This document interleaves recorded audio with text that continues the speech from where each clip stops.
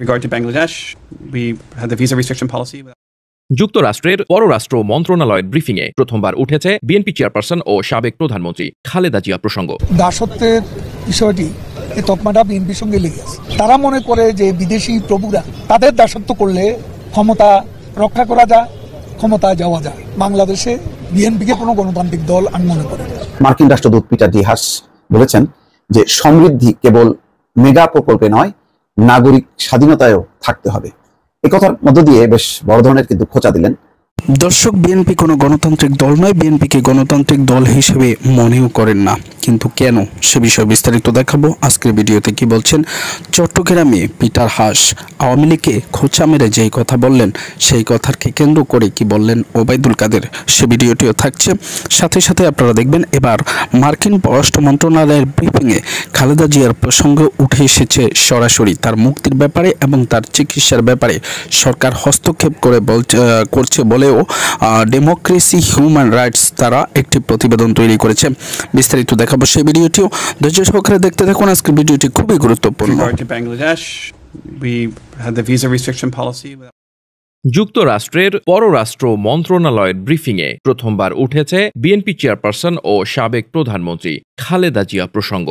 সেখানে উল্লেখ করা হয়, সাবেক এই প্রধানমন্ত্রীকে রাজনৈতিক প্রক্রিয়া থেকে সরিয়ে দেওয়ার জন্য চক্রান্ত করা হয়েছে। ব্রিফিংয়ে জানানো হয়, সরকার এবং শাসকদের দ্বারা একটি ইতিবাচক পরিবর্তন সহজতর করতে সহায়তা করতে সক্ষম যুক্তরাষ্ট্র বাংলাদেশে গণতান্ত্রিক নির্বাচনে বাধা, মানবাধিকারের ব্যাপক লঙ্ঘন, মত প্রকাশ ও রাজনৈতিক অধিকারে বাধা প্রদানের মতো ঘটনায় সরকারের জবাবদিহিতা নিশ্চিতে ভিসা নিষেধাজ্ঞা বহাল রেখেছে বলে জানিয়েছেন যুক্তরাষ্ট্রের bureau of democracy, rights and লেবারের শীর্ষ কর্মকর্তা অ্যাম্বাসেডর রবার্ট গিলক্রিস্ট। সোমবার যুক্তরাষ্ট্র সারা বিশ্বের বার্ষিক মানবাধিকার রিপোর্ট 2023 প্রকাশ করে। এ উপলক্ষে পররাষ্ট্র মন্ত্রণালয়ে বিশেষ ব্রিফিং হয়। সেখানে সাংবাদিক মুশফিকুল ফজল আনসারির এক প্রশ্নের জবাবে কথা বলেন গিলক্রিস্ট। প্রকাশিত মানবাধিকার রিপোর্টের ওপর সূচনা বক্তব্য রাখেন পররাষ্ট্রমন্ত্রী অ্যান্টনি ব্লিনকেন। মুখপাত্র ম্যাথিউ মিলারের সঞ্চালনায় কয়েকটি প্রশ্নের জবাব দেন গিলক্রিস্ট। এতে বাংলাদেশ ও ভারতের মানবাধিকার পরিস্থিতি নিয়ে প্রশ্ন করেন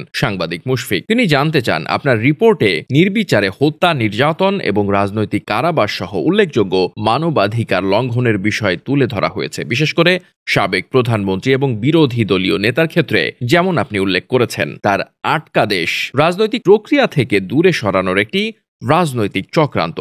তাহলে আপনি কিভাবে নিশ্চিত করবেন যে এই রিপোর্টগুলো বাস্তব পরিবর্তনের দিকে পরিচালিত করে এবং ক্ষমতাসীন সরকারকে তাদের চরম মানবাধিকার লঙ্ঘনের পরিণতির মুখোমুখি করে? জবাবে অ্যাম্বাসেডর গিলক্রিস্ট বলেন, আমি মনে করি যা ঘটবে তা নিশ্চিত করে বলা চ্যালেঞ্জিং হতে পারে। নিশ্চিতভাবেই মানবাধিকার রিপোর্টের সঙ্গে আমাদের প্রত্যাশা নির্দিষ্ট বিষয় এবং নির্দিষ্ট মানবাধিকার সংক্রান্ত উদ্বেগের উপর আলোকপাত করে। আমরা সরকার এবং শাসন ব্যবস্থার দ্বারা একটি ইতিবাচক দিক পরিবর্তন করতে সহায়তা করতে সক্ষম হব। বাইডেন প্রশাসনের এই কর্মকর্তা বলেন, বাংলাদেশের ক্ষেত্রে 2023 সালের মে মাসে ভিসা নিষেধাজ্ঞা ঘোষণা করা হয়েছিল। নির্বাচনের আগে গণতান্ত্রিক নির্বাচন প্রক্রিয়াকে ক্ষতিগ্রস্ত করতে পারে এমন পদক্ষেপগুলোকে প্রতিরোধ করার জন্য, যা এখনো বিদ্যমান।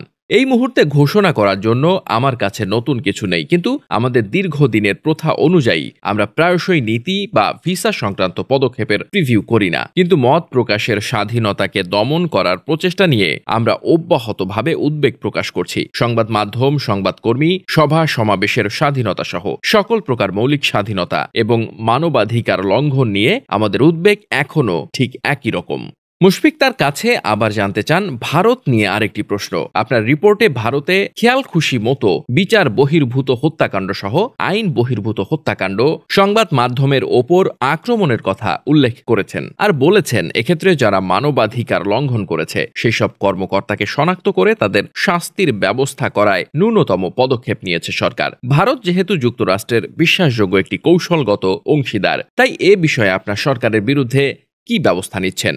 মুশফিকের এই প্রশ্নের জবাবে গিলক্রিস্ট বলেন, যুক্তরাষ্ট্র ও ভারত নিয়মিতভাবে গণতন্ত্র ও মানবাধিকারের ইস্যুগুলো নিয়ে উচ্চ পর্যায়ে আলোচনা করে। একই সঙ্গে দৃঢ়ভাবে ভারতকে উৎসাহিত করি এবং অনুরোধ করি মানবাধিকারের বাধ্যবাধকতা ও প্রতিশ্রুতিকে সমুন্নত রাখতে।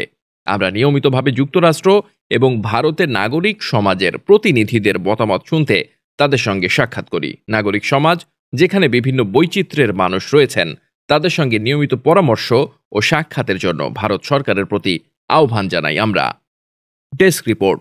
দর্শক, এতক্ষণ পর্যন্ত আপনারা দেখলেন যে খালেদা জিয়াকে নিয়ে প্রথম সরাসরি আবারও যুক্তরাষ্ট্রের পার্লামেন্টে বক্তব্য কথা হচ্ছে। সে বিষয়ে আপনাদের মতামত কিংবা মন্তব্য জানাবেন কমেন্টস বক্সে। অবশ্যই খালেদা জিয়ার মুক্তি ও তার চিকিৎসার ব্যাপারে সরকার কোনো হস্তক্ষেপ করছে কিনা সে বিষয়টি নিশ্চিত করবেন কমেন্টস বক্সের মাধ্যমে। এবার আপনাদেরকে দেখাবো যে ওবায়দুল কাদের কি বলছেন। বিএনপি দাসত্ব গ্রহণ করছে বিদেশি প্রভুদের। করে যে বিদেশি প্রভুরা তাদের দাসত্ব করলে ক্ষমতা রক্ষা করা যায়, ক্ষমতায় যাওয়া যায়। বাংলাদেশে বিএনপিকে কোনো গণতান্ত্রিক দল আমি মনে করি।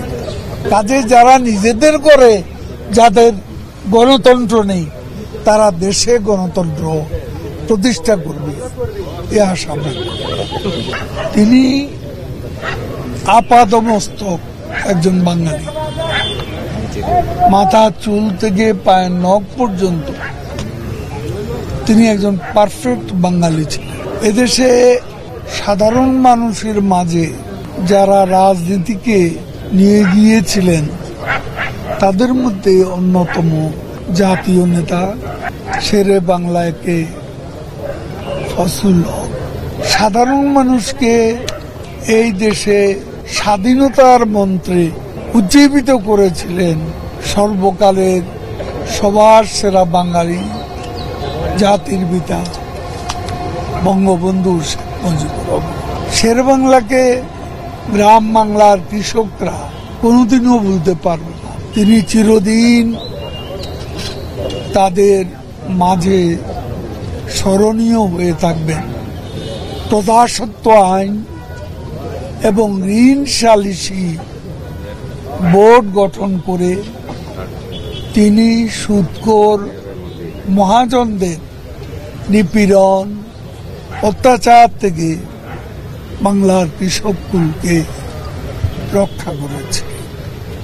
সেজন্য তিনি এখনো স্মরণীয় হয়ে আছে। আজকের দিনে আমাদের যে প্রত্যয়, যে অঙ্গীকার, সেটা হচ্ছে যে স্বপ্ন দেখেছিলেন বঙ্গবন্ধু হুসেন, শহীদ সোহরাওয়ার্দী, মাওলানা ভাসানী, শেরে বাংলাকে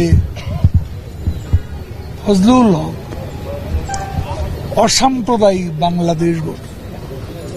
আজকে আমরা বঙ্গবন্ধু কন্যা শেখ হাসিনার নেতৃত্বে লড়ে যাচ্ছি অসাম্প্রদায়িক মানবিক। দর্শক, এতক্ষণ পর্যন্ত আপনারা শুনলেন ওবায়দুল কাদেরের বক্তব্য। ওবায়দুল কাদেরের বক্তব্য শোনার পর আপনাদের মতামত কিংবা মন্তব্য কি সেটি আমাদেরকে জানাবেন কমেন্টস বক্সে। এরকম ভিডিও পেতে চ্যানেলটি সাবস্ক্রাইব করে